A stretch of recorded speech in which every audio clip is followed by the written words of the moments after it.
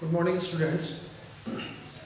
आज की क्लास में हम लोग जो टॉपिक डिस्कस करने जा रहे हैं वो है द फर्स्ट वर्ल्ड वार, खिलाफत एंड नॉन कॉपरेशन। इसमें बेसिकली हम लोग फर्स्ट वर्ल्ड वार के इफेक्ट को देखेंगे कि कैसे फर्स्ट वर्ल्ड वार ने भारत के अंदर एक न्यू इकोनॉमिक और पॉलिटिकल सिचुएशन को बनाने का काम किया, जिसने आगे चल कर के राष्ट्रवाद की फीलिंग को और ज़्यादा बढ़ाया। तो फर्स्ट वर्ल्ड वार के कारण क्या कुछ हुआ उसको हम लोग डिस्कस करेंगे। तो यहाँ से शुरू करते हैं। देखिए, आफ्टर 1919 नेशनल मूवमेंट स्प्रेडेड। 1919 के बाद क्या होता है, अंग्रेजों के खिलाफ जो लड़ाई थी वो बहुत शुरू से 1857 से ही चल रही थी, लेकिन 1919 के पहले उसका तरीका जो था वो डिफरेंट था। 1919 के बाद क्या चेंजेस आया, ये जो नेशनल मूवमेंट था वो स्प्रेड हुआ to new areas, incorporating new social groups and developing new mode of struggle. मतलब 1919 के बाद ये जो फ्रीडम स्ट्रगल था, नेशनल मूवमेंट था, वो स्प्रेड हुआ और उसमें डिफरेंट सेक्शन ऑफ सोसाइटी उसमें शामिल होता है और लड़ाई के तरीके में भी बदलाव आया था। ये सब चीज़ें 1919 के बाद हुई। लेकिन इसमें हमको सबसे पहले समझना होगा वर्ल्ड वार के रोल क्या है। कहता है the first world war created a new economic and political situation. First world war की पीरियड में क्या हुआ था, huge increase in defence expenditure. Britain ने भारत को फर्स्ट वर्ल्ड वार में शामिल किया था और जो कुछ भी वर्ल्ड वार का खर्चा था, लड़ाई का जो भी खर्चा था, उसका डिफेंस का जो एक्सपेंडिचर था उसमें उसने बहुत ज़्यादा बढ़ोतरी की, बहुत ज़्यादा उसको बढ़ाया।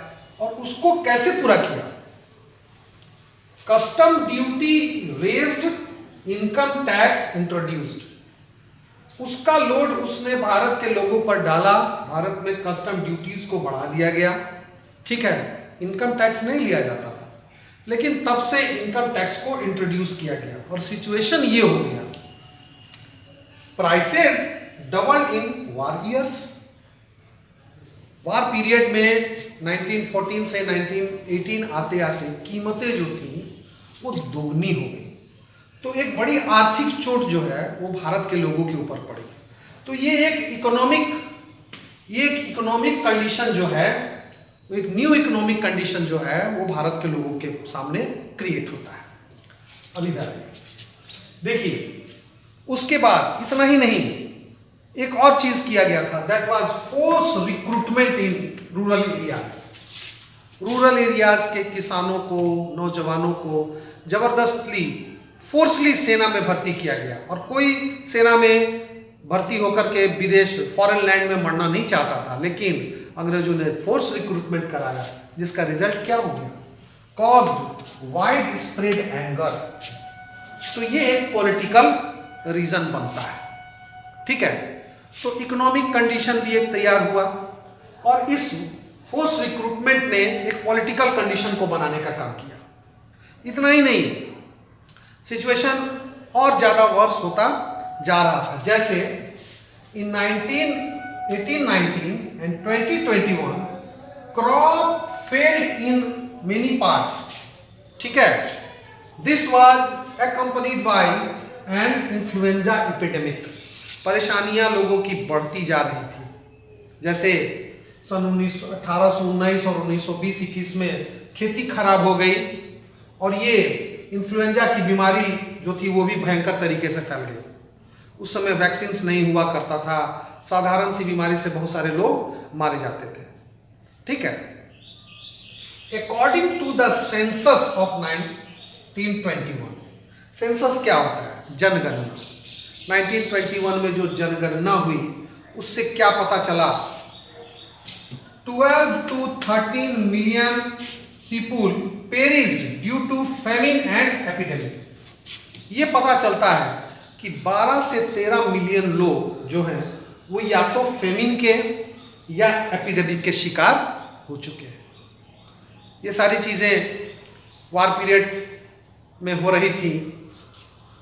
पीपुल होप, लोगों को लेकिन एक उम्मीद थी that their hardship would over after the war. लोगों को एक उम्मीद थी कि ये जो कुछ भी इनका हार्डशिप है, जो कुछ भी परेशानियां हैं, ये वार ख़त्म होने के बाद वो सारी परेशानियां दूर हो जाएंगी। ब्रिटिश गवर्नमेंट जो है उनके कंडीशंस को सुधारने का काम करेगा। ये इसी भरोसे वो जी रहे थे, लेकिन ऐसा कुछ नहीं हुआ। दैट डिड नॉट हैपन, ऐसा कुछ नहीं हुआ।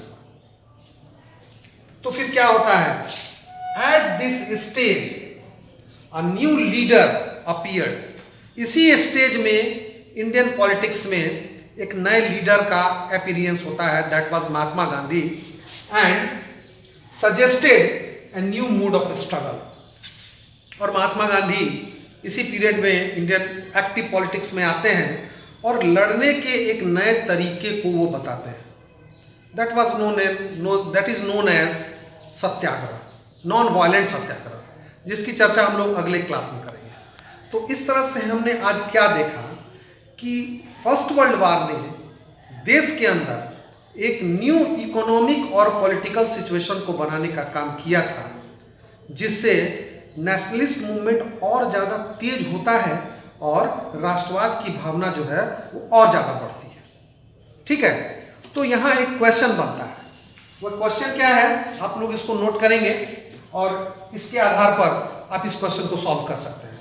जैसे क्वेश्चन ये है, how did the first world war create a new economic and political situation in India. ठीक है, तो वो नया इकोनॉमिक और पॉलिटिकल सिचुएशन क्या था, वो कैसे क्रिएट हुआ, क्या सर्कमस्टांसेस बने जिससे नेशनलिस्ट मूवमेंट जो है सो आगे चल करके और तेज होता है। इसको आप इस क्वेश्चन के अंदर में आप उसको डालेंगे। ठीक है, थैंक यू वेरी मच।